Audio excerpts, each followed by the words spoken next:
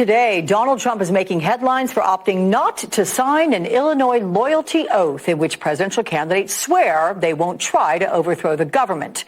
The pledge is not required, but it is a tradition that dates back to the 1950s. The Washington Post says both President Biden and Ron DeSantis have already signed it.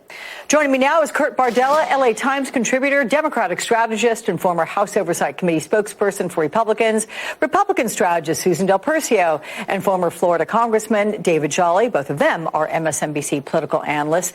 Good to see all three of you. Kurt, I'm going to start with you because I'm curious how significant you think Trump's decision is not to sign this oath.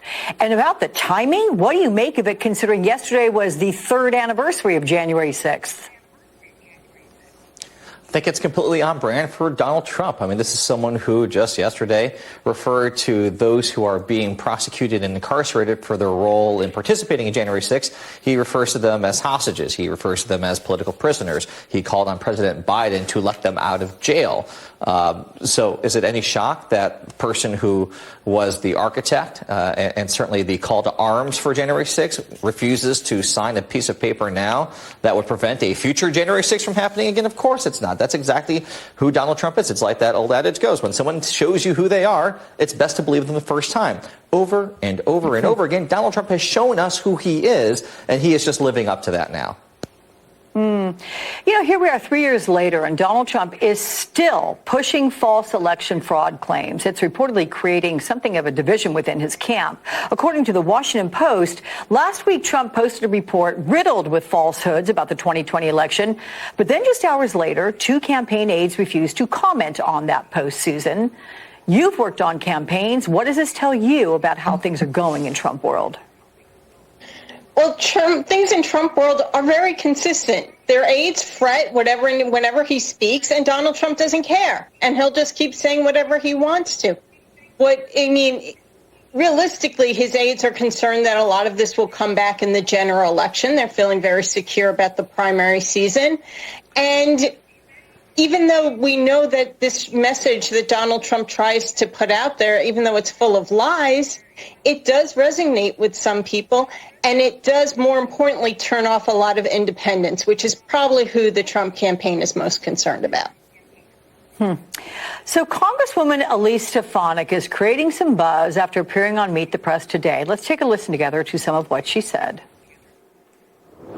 I have concerns about the treatment of January 6 hostages. I believe that we're seeing the weaponization of the federal government against not just President Trump, but we're seeing it against conservatives. The real threat to our democracy is these baseless witch hunt investigations and lawsuits against President Trump. Well, I, of course, would be honored to serve in any capacity in a Trump administration. I'm proud to be the first member of Congress to endorse his reelection. I'm proud to be a strong supporter of President Trump, and he's going to win this November. So, David, Stefanik hit almost all of the MAGA talking points. A couple of questions here. I'm curious, might they be coordinating? I mean, do you think she reaches out and says, hey, what kind of verbiage should I use? And is she auditioning to be Trump's vice president? Can you see her appeal for Trump? There is no one in America running harder for Trump's vice presidential slot than Elise Stefanik. That is it. And you recognize even how she increased the pace of her words when she was asked to prove her loyalty to Donald Trump. You saw that. I mean, look, there are far more disappointing and far less humiliating cases in politics today than Elise Stefanik. You have to think of Lindsey Graham as one. The Harvard alum came to Congress really in the image of Mitt Romney and Paul Ryan, if you will, actually a Paul Ryan acolyte of some sort, and then quickly evolved into a MAGA Trump Republican. What it does reflect, though, is the dangerous rhetoric of very top Republicans across the country to already affirm that they may question and not accept the legitimacy of the election. I think we should prepare as a country that if Donald Trump does indeed lose to Joe Biden, the presidential nominee himself, Donald Trump, will not accept defeat, and Elise Stefanik and others may not either. Alex, can I just add one quick thing? Sure. Oh, just quick, just as we went on the air, Elise Stefanik put out a press release, and she released the whole transcript of her interview on Meet the Press this morning. And it just goes to show you how far people will go to not only get what they want from Donald Trump, but to promote their own self. But it is what I find interesting, just from a communications point of view, is that as the way the three of us on the panel responded to what we heard on Meet the Press, she thought it was wise to give that messaging to her MAGA supporters. And I just think that's interesting. Yeah, no, it's very interesting, and it very much even further backs up, David's very profound statement. She is definitely running for his VP position.